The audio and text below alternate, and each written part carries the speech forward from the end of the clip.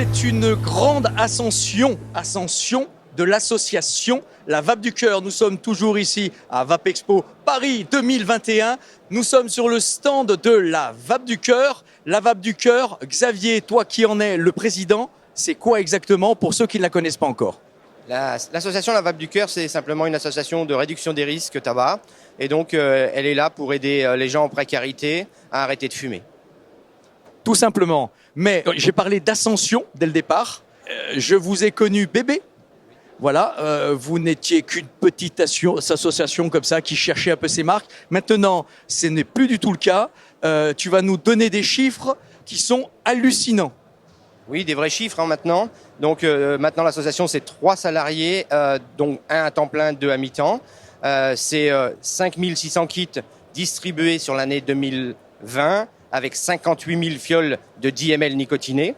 Mais attention, cette année, depuis janvier à août, on est déjà à 6 000 kits distribués et plus de 58 000 fioles distribuées.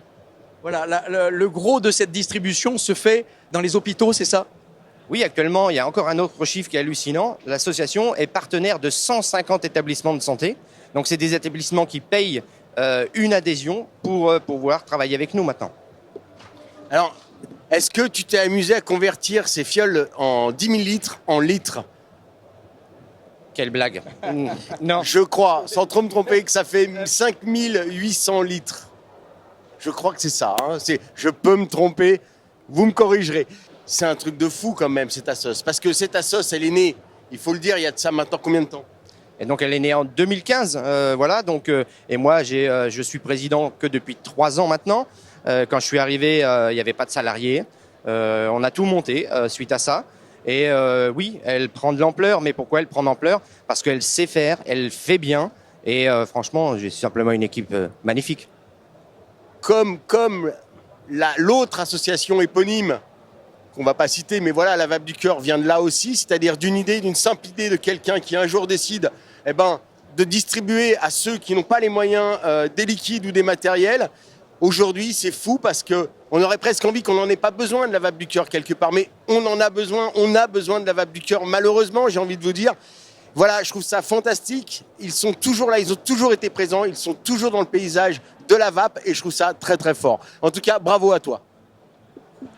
Mais oui, la Vape du Cœur, quand Xavier dit on distribue des kits, bien sûr, vous avez compris que c'était gratuitement.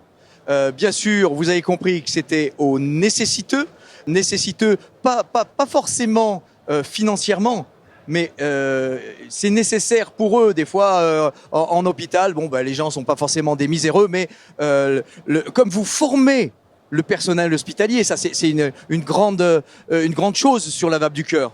Oui, maintenant, voilà, la Vape du Cœur, elle aide les gens en précarité, mais je dirais que maintenant, c'est 30% vraiment du travail effectué par la Vape du Cœur. Le plus gros du travail, c'est d'être aux côtés des personnels de santé, et puis c'est surtout de les rendre les plus autonomes le plus rapidement possible avec l'outil qu'est la vape, la réduction des risques.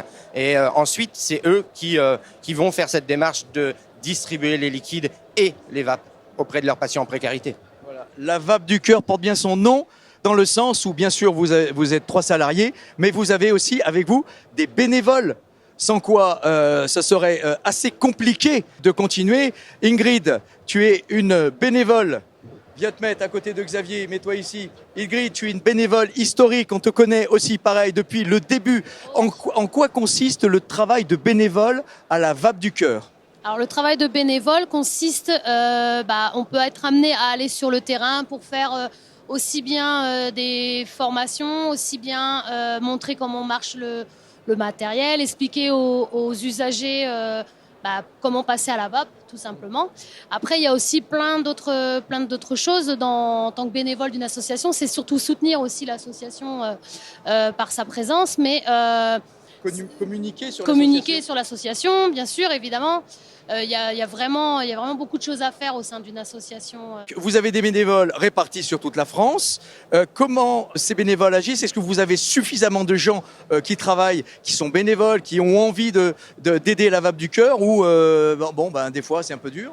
On est effectivement sur tout le territoire, mais l'association grandit en fait d'année en année et on a énormément besoin de bénévoles. Surtout en ce moment, le mois sans tabac arrive à grands pas et on a besoin de toutes les forces vives pour pouvoir avancer et continuer à faire grandir l'association qui grandit d'année en année depuis 2015 maintenant et encore plus de nos jours. On a toujours besoin de monde, donc n'hésitez pas à nous rejoindre. On a besoin de vous, on a besoin de forces vives, on a besoin de présence, on a besoin de bénévoles.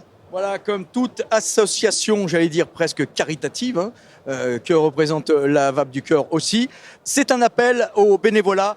Je me permets de le faire dès que c'est possible, dès que nous nous rencontrons, dès que j'ai les caméras avec moi. Je lance cet appel, nous lançons cet appel au bénévolat. C'est pas bien compliqué, vous êtes un vapoteur, peut-être avez-vous du temps devant vous. N'hésitez pas, vous allez trouver le site internet, la page Facebook, tout est dessus, tout est carré sur la VAP du Cœur, sinon ils n'auraient pas des chiffres aussi grands, distribuer autant de matériel, distribuer, Xavier et Ingrid, autant de e-liquide, il faut que ça soit carré, les comptes sont carrés, les envois sont carrés, vous avez donc des bonnes relations avec les hôpitaux, avec les associations.